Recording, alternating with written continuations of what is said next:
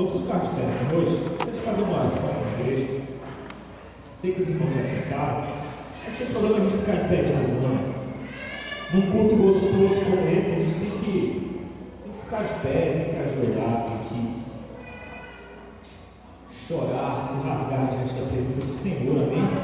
Quanto mais melhor. Gostaria que você apresentasse neste momento as tuas necessidades, as tuas ansiedades, as tuas preocupações, aquelas situações que você precisa que o Senhor faça uma intervenção direta na sua vida.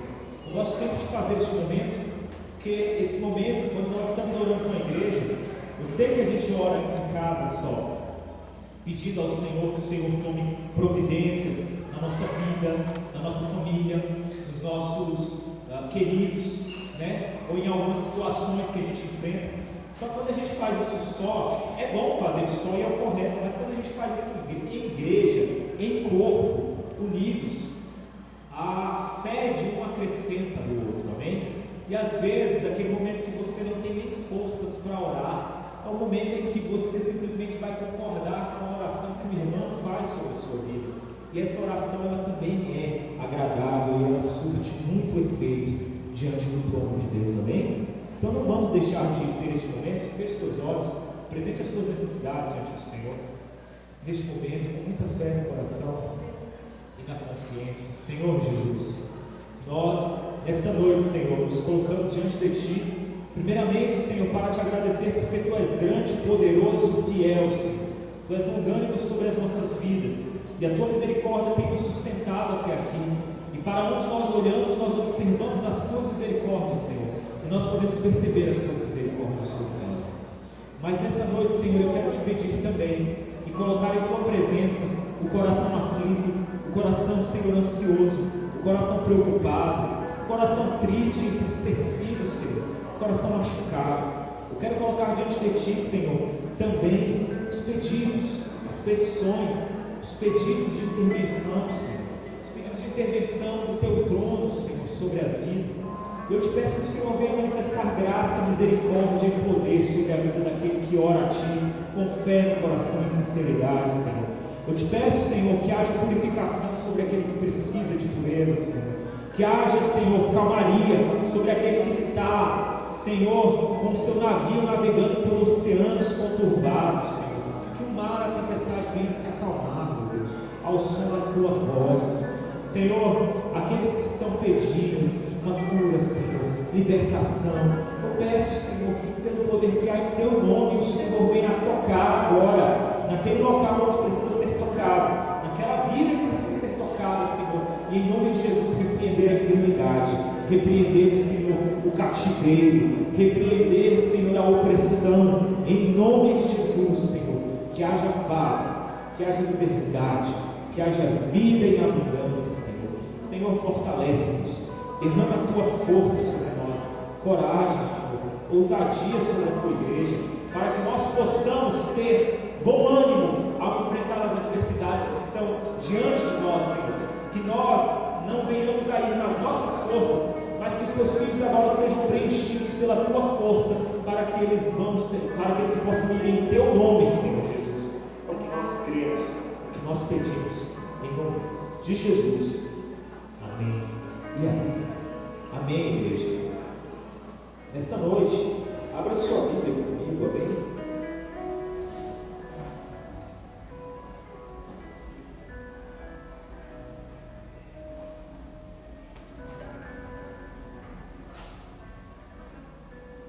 Abra sua Bíblia comigo no livro de Tiago,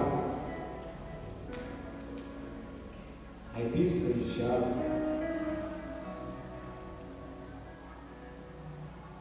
capítulo 1, amém?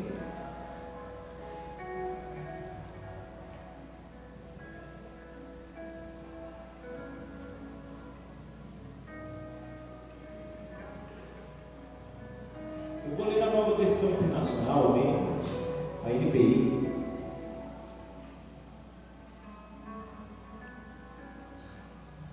Vamos ler a partir do versículo 2, amém?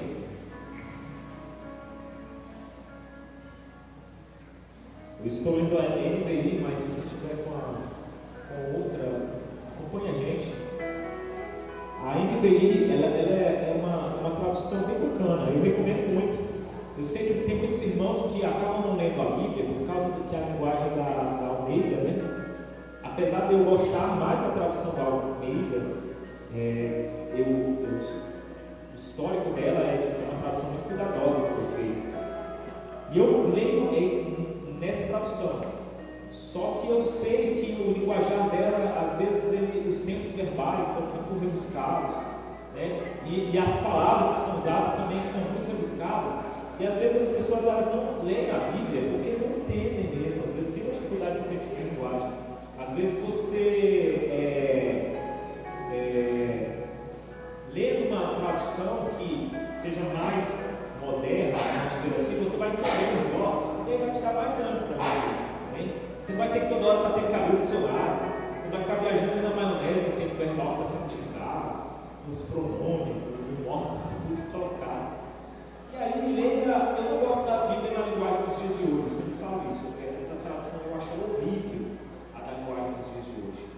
A NVI é uma tradução no meio ali, que eu acho ela bacana, ela não é nem tão informal igual é a da linguagem dos dias de hoje, e também não é tão aquele, parece que é o bárbaro do Senhor também, esse barulho que eu também não é tão antigo, né? Sim, da Vulgata, que é a tradução latina, né? E assim, então a NVI é bem interessante, eu recomendo os irmãos lerem a NVI. Eu acho que você vai ter até mais ânimo para ler a Bíblia. Ela é uma linguagem direta, os pronomes são os pronomes que a gente já usa hoje em dia, mesmo é o você, e fica mais fácil de a gente poder compreender, amém? Então eu estou lendo aqui na NVI, Tiago, capítulo 1, versículo 2, tá? Meus irmãos, considerem motivo de grande alegria o fato de passarem por diversas provações, pois vocês sabem que a prova da sua fé produz perseverança. E a perseverança deve ter ação completa, a fim de que vocês sejam maduros e íntegros, sem lhes faltar coisa alguma. Se algum de vocês tem falta de sabedoria, peça a Deus, que a todos dá livremente, de boa vontade, e lhe será concedida, se você pedir assim. Versículo 6. Peça, porém, com fé, sem duvidar, pois aquele que duvida é semelhante à onda do mar, levada e agitada pelo vento. Não pense tal homem que receberá coisa alguma do Senhor. É alguém que tem mente dividida e é instável em tudo o que faz. Hein? Pode se sentar essa noite em nome de Jesus.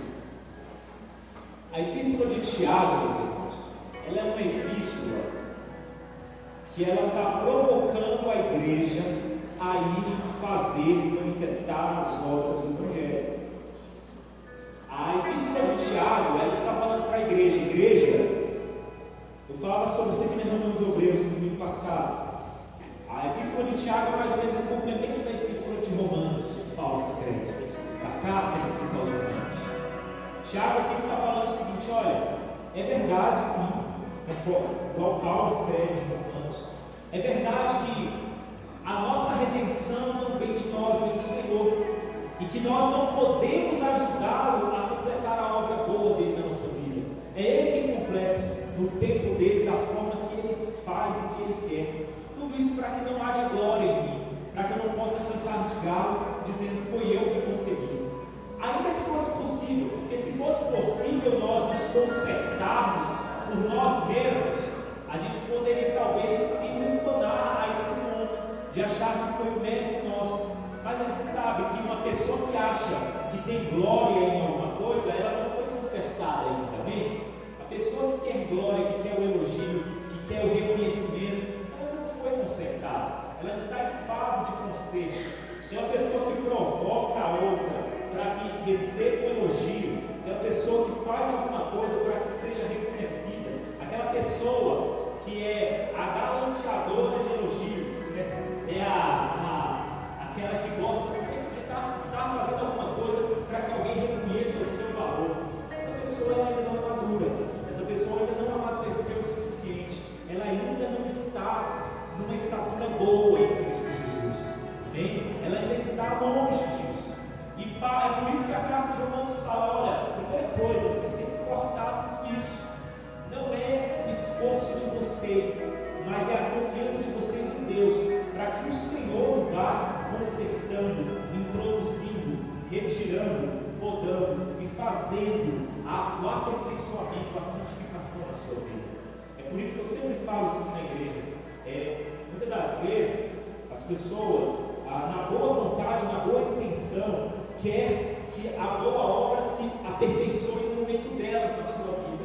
E como não se aperfeiçoa e ela continua talvez falhando, um vício, né, da sua natureza, é um teimoso que fica insistindo em ser teimoso, né, e que promete para si mesmo que não será mais teimoso, mas quando chega ali na frente ele volta a teimar, né? É um orgulhoso que promete para si mesmo que não será mais orgulhoso, já pediu perdão a Deus 1000 vezes pelo pecado do orgulho, e fala: essa será a última vez.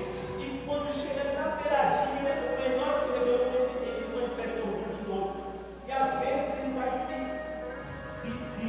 irritando, se sentindo culpado, achando que ele está achando que aquilo será feito no momento dele. E não vai ser feito no momento dele. Queridos, a coisa que eu estou aprendendo com o Senhor é que as nossas falhas nós apresentamos diante dele e pedimos: Senhor, aperfeiçoe as nossas falhas, mas não deixe que seja eu querendo consertar as minhas falhas, que seja o Senhor consertando as minhas falhas, amém? Que seja o Senhor modificando o seu tempo, da sua forma. Eu sei que muitas das vezes a forma que o Senhor vai fazer para nos mudar é essa daqui mesmo que o Tiago está falando. Considere, no versículo 2, considere motivo de grande alegria o passar por diversas provações, porque a provação ela produz o quê? Ela é a prova da fé, e ela produz perseverança, e a perseverança ela tem ação completa, e quando a perseverança tem ação completa, quando a gente deixa de ser inconstante, a gente amadurece, porque a aprovação geralmente é a linguagem que o ser humano não entende. A dor, infelizmente, ela é a única linguagem que nós entendemos bem, ou felizmente, e é até um jeito legal de você enxergar a dor. Aqui o Tiago está trazendo um jeito positivo de você enxergar a dor. Ele está falando para você: meu filho, a dor é a pedagogia de Deus. E se a dor antes gerar um sofrimento, a dor e sofrimento são duas coisas diferentes, amém, irmãos? Eu preguei sobre isso aqui na igreja. Dor é uma coisa, sofrimento é outra. A dor é aquilo que você realmente está ali te afligindo, te afetando. Mas o sofrimento é a sua reação, é a reação da sua consciência àquela dor. A dor geralmente é a mesma. Se você tomar uma porrada, eu tomar uma porrada, o Jordão tomar uma porrada na mesma intensidade, a dor vai ser muito próxima, vai ser mais ou menos a mesma, né? Uma porrada com a mesma força. Agora, o sofrimento em cima dessa porrada que nós venhamos a tomar, que eu e o Jordão a gente toma, por exemplo, esse sofrimento é diferente. Vai depender do que? Da minha característica psicológica. Vai depender do modo como eu vou reagir a essa dor. Vai depender do modo como eu vou enfrentar essa dor. É por isso que dor e sofrimento são coisas diferentes.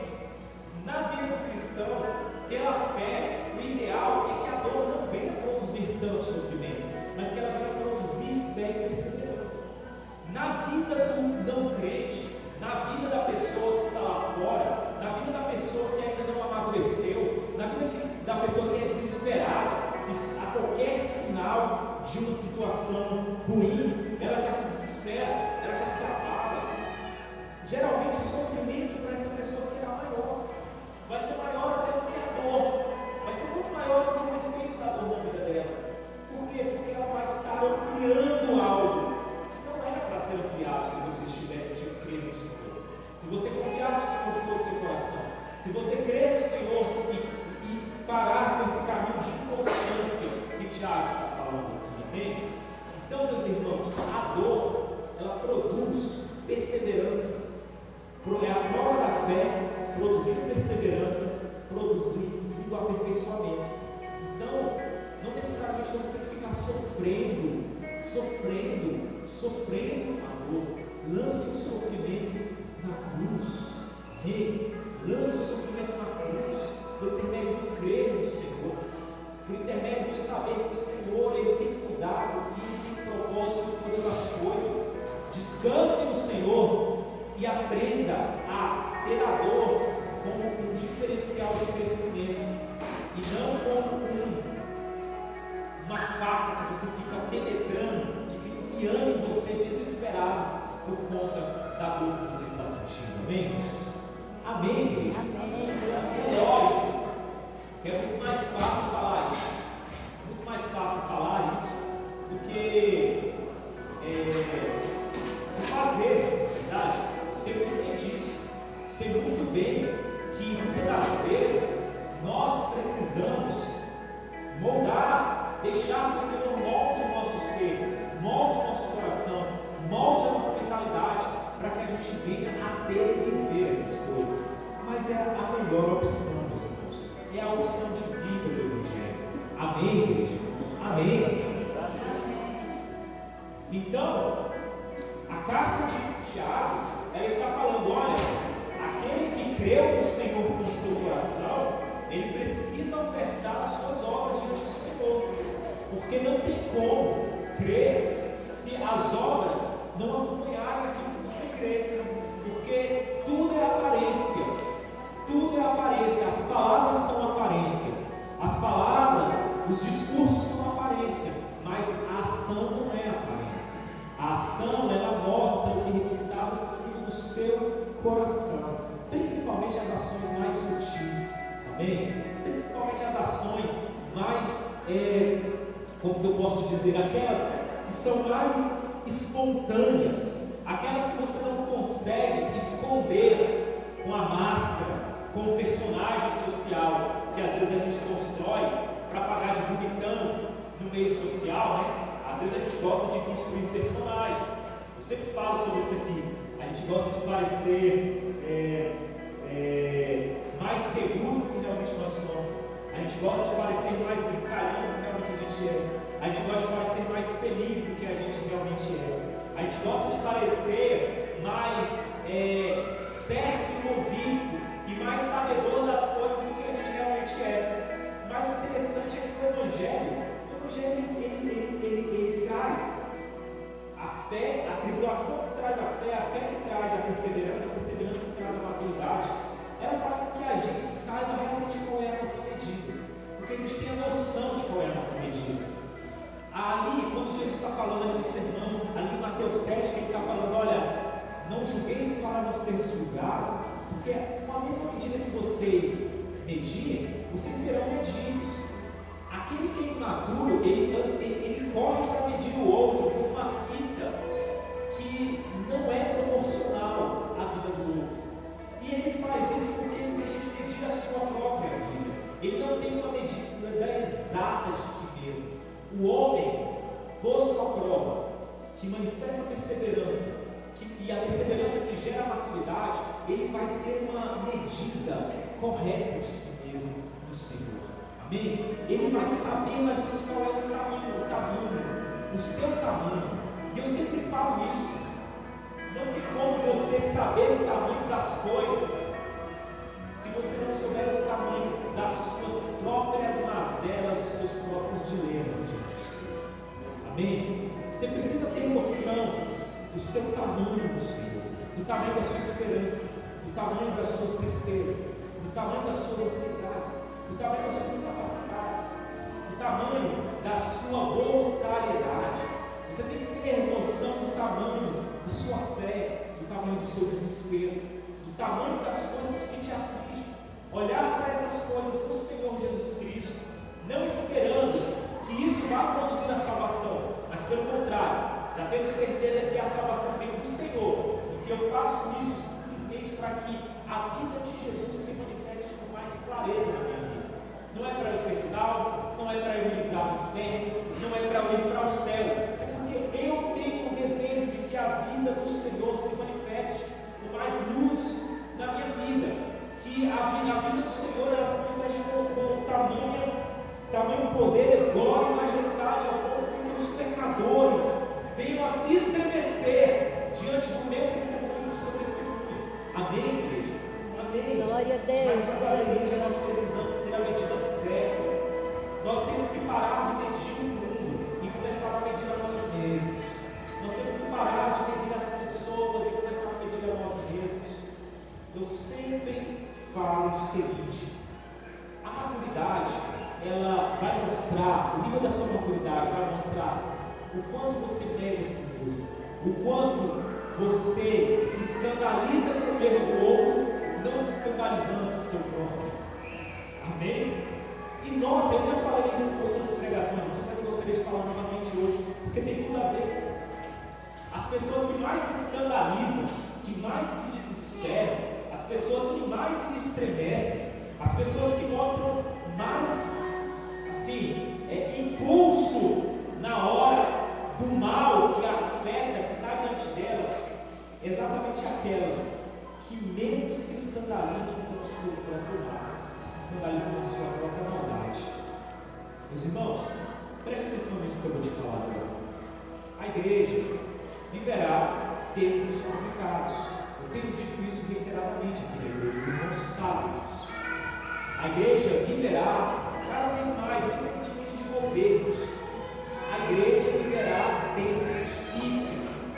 Nós vivemos uma geração, uma era, em que o cinismo tem se tornado a regra de conduta. As pessoas têm sido cínicas e elas não se importam mais em revelar o seu cinismo. As pessoas têm sido hipócritas e elas não se preocupam mais em revelar a sua hipocrisia.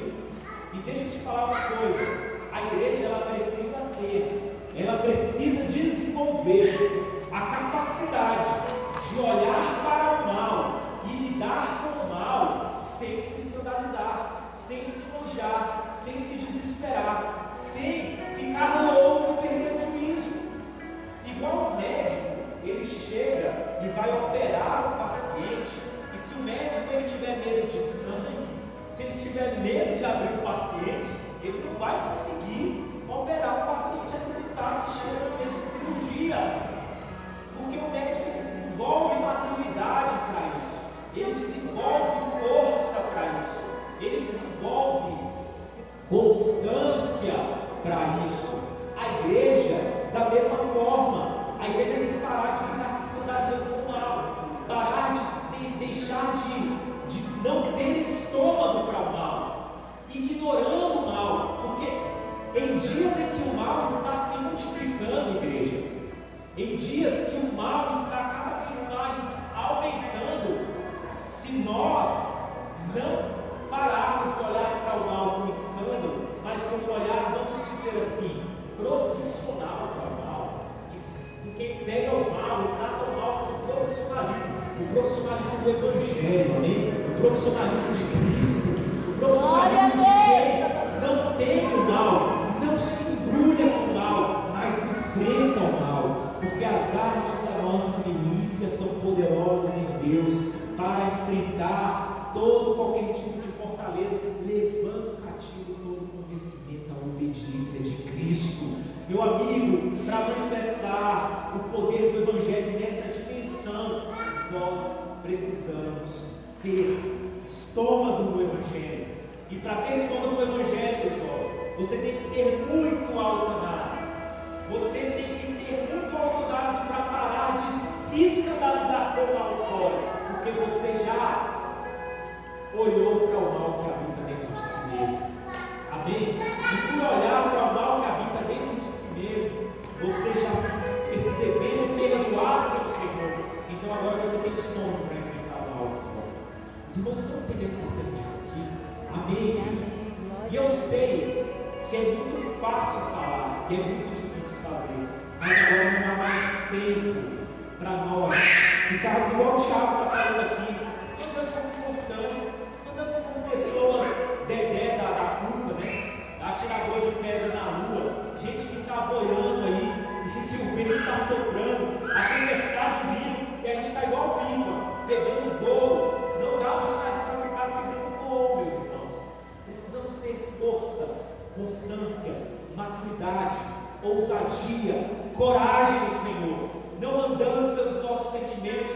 Começava isso ontem, o pastor Elcio falou do Gama, amém, pastor Elcio? Que a gente, eu falei sobre isso na reunião de obreiros, que nós não podemos nos sentir preparados, mas nós precisamos crer, porque estar preparado não é sentir, não é um ato de emoção, é um ato de fé. Eu creio que estou preparado no Senhor Jesus, porque eu me apresento para a obra.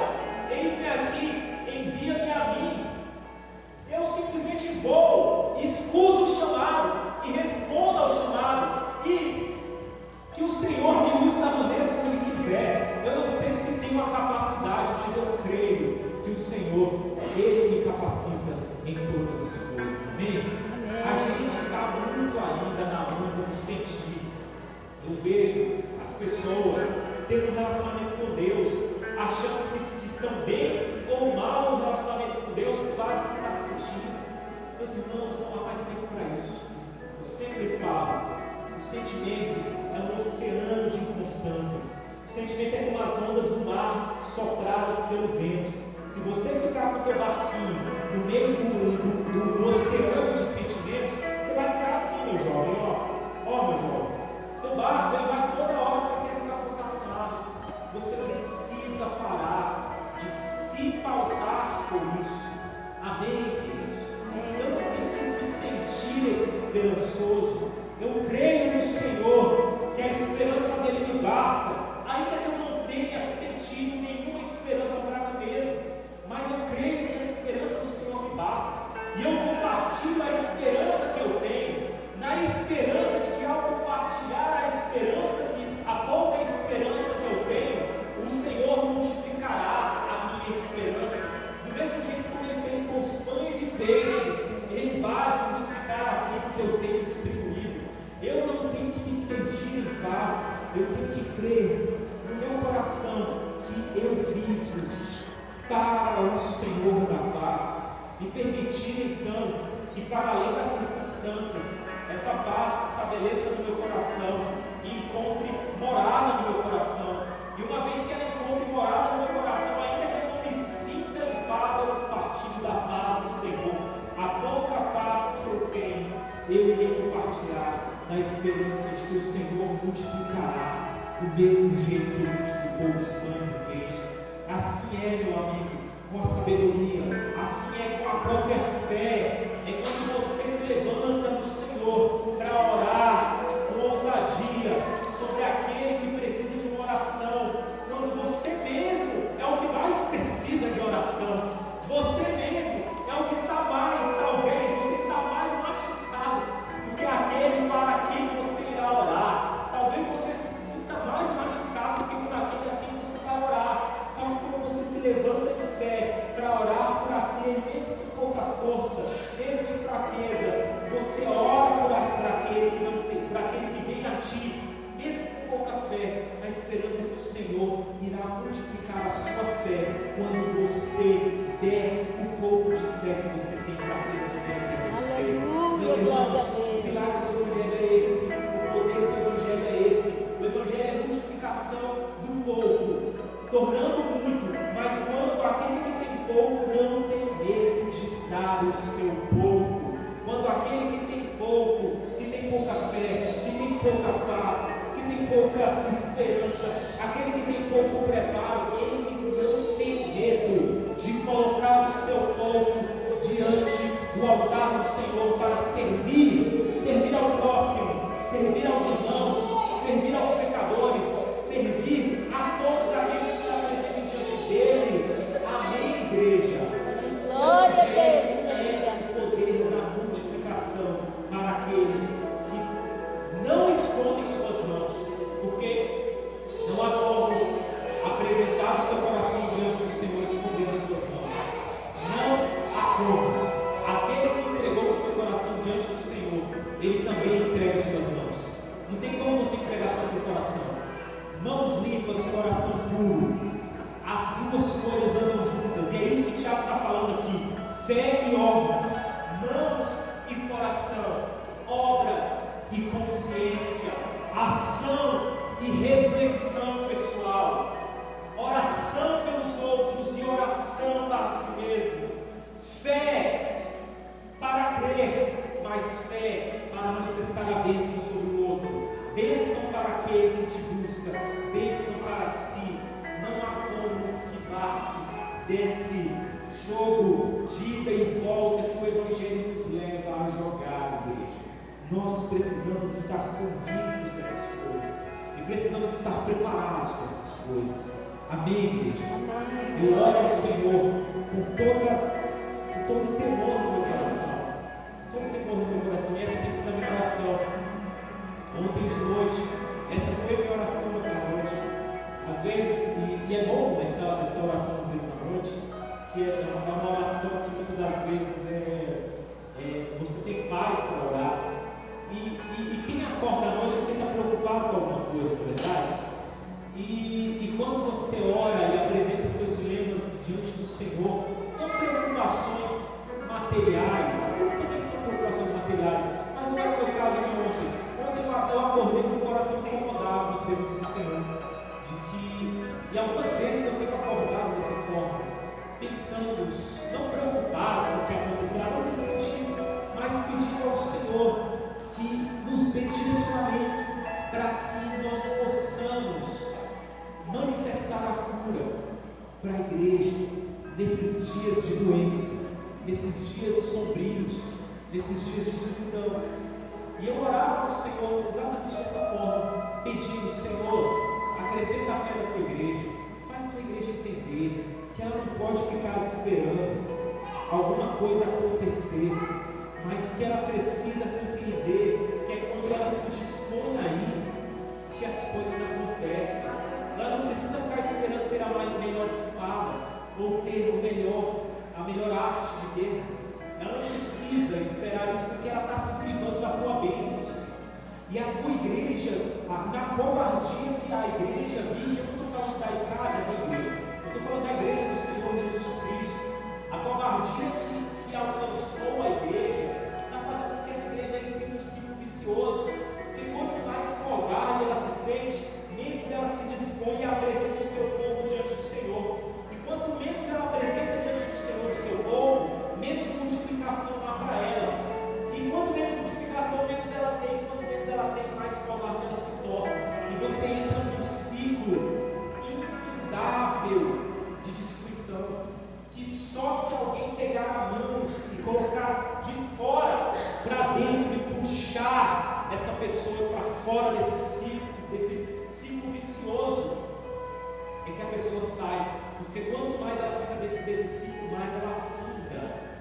Por isso que é um ciclo vicioso. E nós precisamos disso, a igreja do Senhor precisa disso.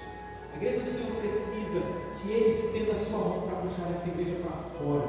Tal qual Lázaro foi ressuscitado, que essa igreja seja ressuscitada, que essa igreja seja trazida novamente com o fôlego vivo do Espírito Santo sobre ela, para que ela volte a entender que o corpo, ele é crucificado com Cristo, mas tão certo como nós padecemos com Cristo, nós também ressuscitaremos em Cristo Jesus.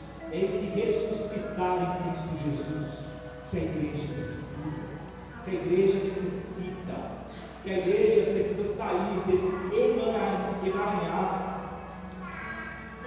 de sentimentalismo barato e começar a crer no Senhor Jesus. Amém? E a minha oração é essa: que o Senhor acrescente a fé. Mas eu sei que para Ele acrescentar a fé, nós precisamos levar a nossa própria fé até Ele. E é por isso que eu tenho orado ao Senhor que dê coragem à igreja. Eu tenho orado ao Senhor que dê maturidade à igreja. Eu tenho orado ao Senhor para que a igreja pare de perder tempo com essas picuinhas que só alimentam o seu próprio ego e comece realmente a enxergar a vida como ela é. Saia dessa esfera de ficar achando confusão com tudo e com todos. É uma igreja confusenta, uma igreja confuseira, confusa. É uma igreja que muitas das vezes está tão dodói, está tão machucada, está tão vitimizada, que ela não tem mais a capacidade de sair da sua bolha, do seu mundo ali cercadinho das suas misérias, angústias e vaidades. E ela está perdida nisso.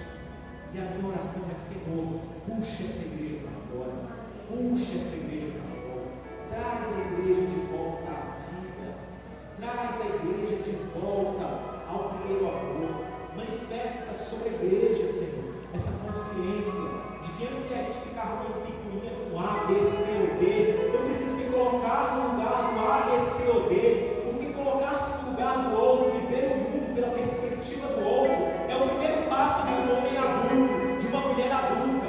O homem adulto, a mulher adulta é aquela que leva desaforo para casa, João. Sabe por quê?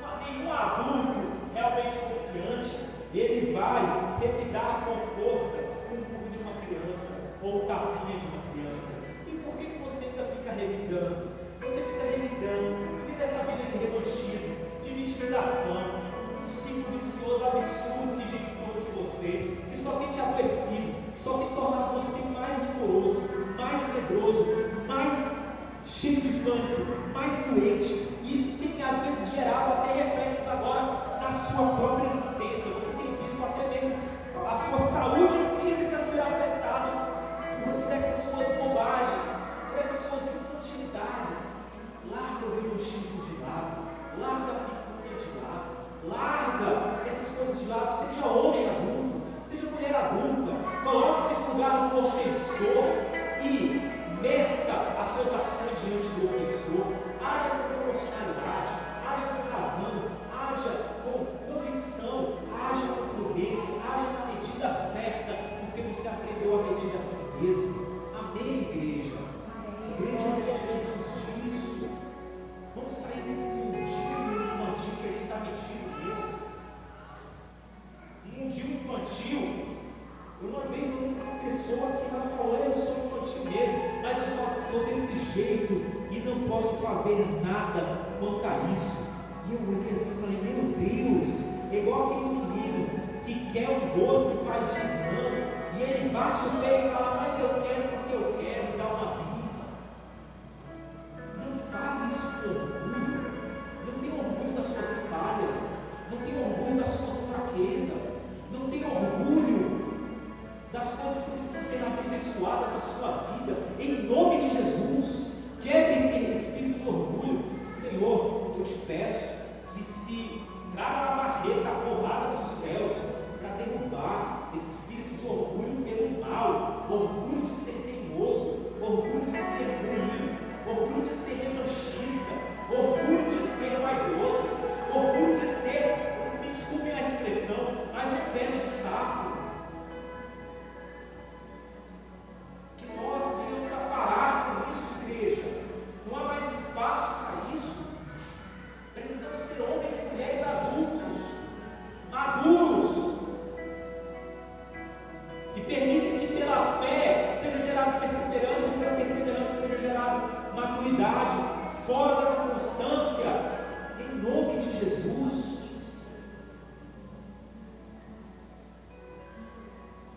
Experimente uma vez na sua vida ver o mundo pela perspectiva do outro. Experimente uma vez na sua vida sair da sua bolha. Experimente uma vez na sua vida elevar-se ao domínio dos céus e deixar que o Senhor manifeste a sabedoria dele sobre você, levando você a ter uma pequena visão do modo como o próprio Senhor vê as coisas. Você está aí pedindo, querendo, falando, suplicando. Você já parou para pensar com Deus? Sabe que se eu deixasse que o Senhor me arrebatasse como se fosse Paulo, né, aos céus, para que eu percebesse a vida, pouquinho, nem que seja por uma pequena fenda na rocha, tal qual Moisés contemplou a presença do Senhor, que eu pudesse contemplar a sabedoria do Senhor, contemplando a vida, os dilemas, as confusões do dia a dia, as incertezas do dia a dia, pela perspectiva do Senhor. Senhor, se eu fizesse isso, eu contemplaria um pouco da sua glória, e provavelmente isso já me bastaria, porque talvez eu não estaria preparado para contemplar muito da sua glória, mas eu sei que a minha oração continua sendo para que cada vez mais eu consiga contemplar mais da tua glória, contemplando o mundo pelos seus olhos, contemplando o mundo pelo seu amor, pela sua justiça, pelos seus desígnios, pela sua vontade. E quanto mais eu vou fazendo isso, mais sabedoria eu vou recebendo. Alguém perguntou: qual é a fórmula da sabedoria? Anote isso que eu estou falando, pratique isso que eu estou te falando, e você vai ver sabedoria sendo derramada dos céus. Glória a Deus. Sabedoria é você ver o mundo para além dos seus olhos. Isso é o sábio. Amém? Quando você vê o mundo pelos olhos de outra pessoa, você se torna mais sábio. E quando então você ouça a permitir que o Senhor, que você veja o mundo pela vontade de Deus, então aí, meu amigo, a sabedoria é chuva de sabedoria sobre a tua vida. É abundância de sabedoria descendo sobre a tua vida. Amém, igreja? Graças a Deus por isso. Amém, glória a Deus. Amém? Estamos felizes? Glória a Deus. Vamos ficar de pé nessa noite, então. Vou aproveitar que o pastor Elcio está aqui. Eu vou pedir para que ele faça uma oração para a igreja. E logo depois eu vou estar passando para o pastor Júlio. Amém? E ele vai estar encerrando.